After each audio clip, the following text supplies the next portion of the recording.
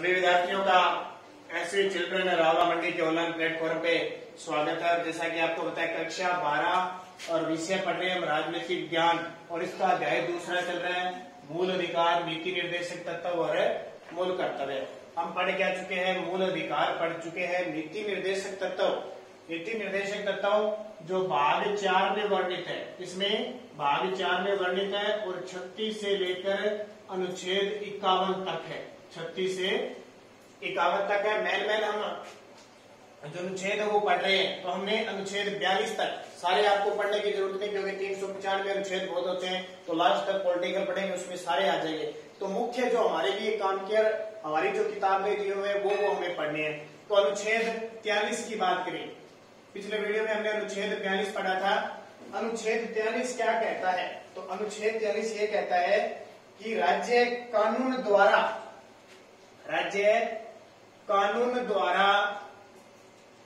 या अन्य संगठनों द्वारा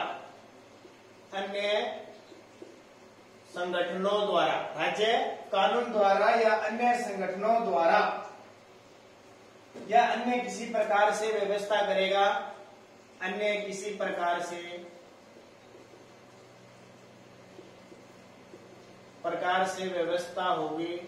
व्यवस्था करेगा कि कृषि उद्योग अन्य क्षेत्रों में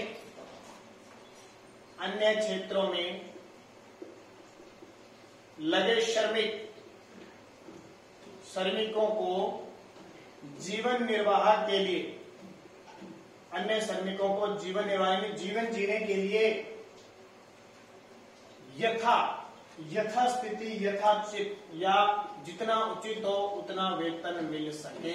आपको पता ना, बहुत जगह ऐसे श्रमिक होते हैं जहां उनको कुछ नहीं मिलता है, तो राज्य ऐसा कानून बनाएगी या एक संगठन ऐसा तैयार करेगी जिससे उन्हें क्या है कि कृषि क्षेत्र, उद्योग क्षेत्र में जो भी लोग हैं उन्हें, उन श्रमिकों को जीवन निर्वाह के लिए यथोचित वेतन मिल सके। ठीक है, ये बात दी गई है। उनका जीवन स्तर बढ़ाने के लिए भी काम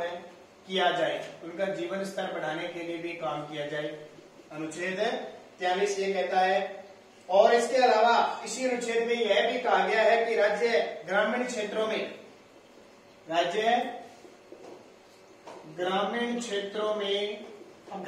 में छोटे छोटे व्यक्तिगत और सहकारी आधार पर क्षेत्रों में व्यक्तिगत यानी खुद के वह सहकारी तो सरकार और जो लोगों की संस्था होती है वो मिलकर होती है। सहकारी स्तर पर कुटीर उद्योगों को प्रोत्साहन दे। कुटीर उद्योग जो हाथों से बने हुए इसमें सामान बनते हैं, जैसे छोटे मोटे कोई टोकरी बनाने, फूल चुनना, कोई जंगलों से लकड़ी काटना और इस तरह के छोटे छोटे काम होते हैं। घर से कोई कृषि के क्षेत्र में उत्पाद जैसे सब्जी वगैरह बेचना, ठीक है, वो छोटे बात है।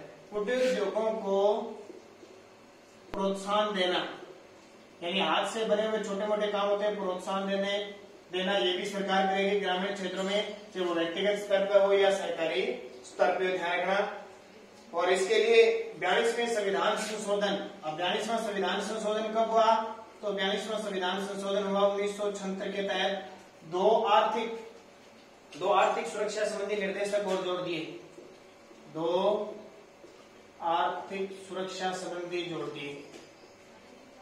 ठीक है। कौन कौन से? कमजोर वर्गों के लिए, जो कमजोर वर्ग के लोग हैं, कमजोर वर्ग के लोगों के लिए निःशुल्क शिक्षा की व्यवस्था,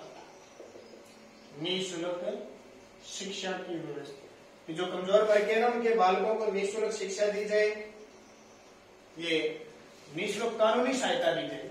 ठीक है, वकील वगैरह है ना, अगर कोई अपराध, उन्हें कोई मामला लड़ना है, कोई कोर्ट में जाना है, तो उनके लिए वकील है वो फ्री होगा। दूसरा जो औद्योगिक संस्थान है, औद्योगिक संस्थाओं को बनाने के लिए, औद्योगिक संस्थाओं को के प्रबंधन में जो प्रबंध होता है ना, उसमें बड़े बड़े सदस्य होते हैं, तो प्रबंधन में कर्मचारियों की भागीदारी सुनिश्चित हो। ठीक है, कोई प्रबंध का काम किया जाता है उसमें कर्मचारियों की भी भागीदारी होनी चाहिए। ठीक है, ये अनुच्छेद 43 है, थोड़ा पढ़ लेना इनको। राज्य कानून द्वारा अन्य संगठनों द्वारा अन्य किसी प्रकार से व्यवस्था करेगा कि कृषि, उद्योग व अन्य क्षेत्रों में लगे श्रमिकों को जीवन निर्वाह हेतु यथोचित वेतन मिल सके, यानी उनका जीवन स्तर सुधर सके। राज्य ग्रामीण क्षेत्रों में व्यक्तिगत और सरकारी स्तर पर कुटीर उद्योग को प्रोत्साहन देगा।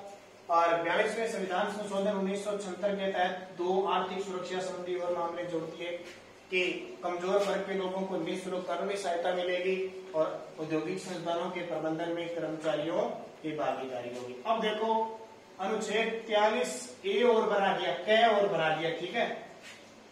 आपको ना कई जगह भाग अलग, जैसे अनुसार 3 है, अब इसमें कुछ संशोधन किया ना, तो हिंदी में तो इसका आगे लिख दिया कै, अंक में 1 लिख दिया जाता है, ABCD में ए लिख दिया जाता है, ठीक है। तो कंफ्यूज मत होना। तो 43 कै के अनुसार राज्य उचित व्यवस्थापन या किसी प्रकार से,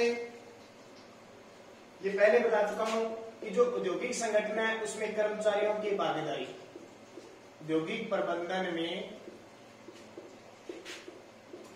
कर्मचारियों की भागीदारी, ठीक है। ये वो जो 2 कानून जोड़े थे ना, वो किस में डाल दिया, अनुच्छेद 43 कै बढ़ा दिया और उसमें डाल दिया। अब देखो अनुच्छेद 45, इंपोर्टेंट पढ़ने, अपने सारे नहीं पढ़ने। अनुच्छेद 45 क्या कहता है कि राज्य कृषि व पशुपालन, राज्य कृषि व पशुपालन, कृषि हो गई, पशुपालन है, ठीक है, इनको आधुनिक व वैज्ञानिक ढंग से करने का प्रयास करेगा। आधुनिक व वैज्ञानिक ढंग से, ठीक है। अलग अलग नई नई मशीनें आ रही हैं, नए नए बीज आ रहे हैं, अलग अलग किस्में आ रही है, अलग अलग प्रकार का सिस्टम हो रहा है। तो राज्य कोशिश करेगा कि राज्य जो अपने नागरिकों के जो किसान हैं, उन किसानों को बढ़िया रूप से कृषि और पशुपालन उपलब्ध करवाने की कोशिश करेगा। और अच्छी नस्ल की गाय है, जिसे पशुवध पर रोक लगाई जाएगी। कोई भी अगर पशु काटता है तो उसपे, जैसे आपने देखा हिरण वगैरह कोई मार देता है, शिकार कर देता है नील गाय, तो उन्हें सजा मिलती है। इसके अलावा डेयरी उद्योग को प्रोत्साहन दिया जाएगा, दूध को बढ़ावा दिया जाएगा और कृषकों को अनुदान देने का प्रयत्न करेगा, ठीक है। और 44वां संविधान संशोधन हुआ था 1978 में, लेकिन आपकी किताब में क्या दे रखा है, 1979 दे रखा है, ठीक है। एक और तत्व जोड़ दिया गया इसमें। कौन सा तत्व जोड़ दिया गया 44वें संविधान संशोधन में? तो ये जोड़ दिया गया, किसी भी समुदाय में कोई काम कर रहे हैं, किसी भी समुदाय में काम करने वाले, चाहे वो किसी समुदाय, औद्योगिक क्षेत्र, कृषि क्षेत्र, किसी भी समुदाय में काम करने वालों के साथ भेदभाव नहीं होगा, भेदभाव नहीं होगा, ध्यान रखना। ये 44वां संविधान संशोधन 1978 में हुआ, आपकी किताब में 1979 दे रखा है। वैसे तो किसी भी समुदाय के साथ, काम के साथ किसी प्रकार का कोई भेदभाव नहीं किया जाएगा, यानी कोई जो काम होगा वो योग्यता के अनुसार, कर्म के अनुसार बराबर दिया जाएगा। तो ये हमारे राज्य की नीति निर्देशक है, राज्य नीति बनाती है। अब देखो, हम ये तो हो गया सारे आर्थिक क्षेत्र में। अब देखो सामाजिक सुरक्षा है, कौन सा है सामाजिक सुरक्षा व शिक्षा संबंधी निर्देश, सुरक्षा व शिक्षा संबंधी निर्देश, शिक्षा संबंधी निर्देश, ठीक है। सामाजिक सुरक्षा व शिक्षा संबंधी निर्देश। अब इसमें क्या है, तो इसमें अनुच्छेद 44 काम कर रहा है, क्योंकि अलग अलग पार्ट दे दी ना, तो हमने 44 नहीं पढ़ा था। अब यहाँ पे 44 क्या कहता है कि समान नागरिकता, समान आचार संहिता, यानी सबको समान माना जाएगा, सब नागरिकों के समान अवसर दिएंगे, सभी नागरिकों के लिए आचार संहिता, हर प्रकार की जो संहिता बनेगी, यानी कानून बनेंगे, वो पूरे, चाहे वो अमीर हो, मध्य वर्ग हो, गरीब हो, किसी भी जाति का, सबके लिए समान आचार संहिता लागू होगी। फिर अनुच्छेद 45 के अंदर, वो तो आर्थिक क्षेत्र में था, अब अनुच्छेद 45 में सामाजिक सुरक्षा और शिक्षा संबंधी निर्देश क्या है, तो 10 वर्ष के अंदर, ठीक है, इसके अंदर क्या है, यानी 6 से 14 वर्ष कह सकते हो आप, या 10 वर्ष के अंदर निःशुल्क शिक्षा का अधिकार है, निःशुल्क शिक्षा का अधिकार दिया गया। 14 वर्ष की आयु, 10 वर्ष के अंदर या 6 से 14 वर्ष की आयु तक को जो बालक है उनको निःशुल्क शिक्षा का अधिकार। अनुच्छेद 45 वह आर्थिक क्षेत्र में था, अनुच्छेद 45 यह सामाजिक सुरक्षा की दृष्टि से है। अनुच्छेद 46 क्या कहता है, अनुच्छेद 46 क्या कहता है, तो जो पिछड़े वर्ग है, खास करके अनुसूचित जाति, जनजाति और अन्य पिछड़ा वर्ग है ना। अनुसूचित जाति, जनजाति व पिछड़ा वर्ग है, उनको विशेष आर्थिक सहायता दी जाएगी। विशेष आर्थिक सहायता, जैसे आपको पता होगा छात्रवृत्ति दी जाती है, छात्रवृत्ति दी जाती है और इनकी सामाजिक सुरक्षा की जाएगी। इनके साथ किसी भी प्रकार का भेदभाव नहीं किया जाएगा। तो ये अनुच्छेद क्यों कौन सा कहता है? अनुच्छेद 46 कहता है, 46 कहता है। अब देखिए 47 क्या कहता है अनुच्छेद, तो मैंने आपको बता रहा हूँ, बाकी पढ़ लेना।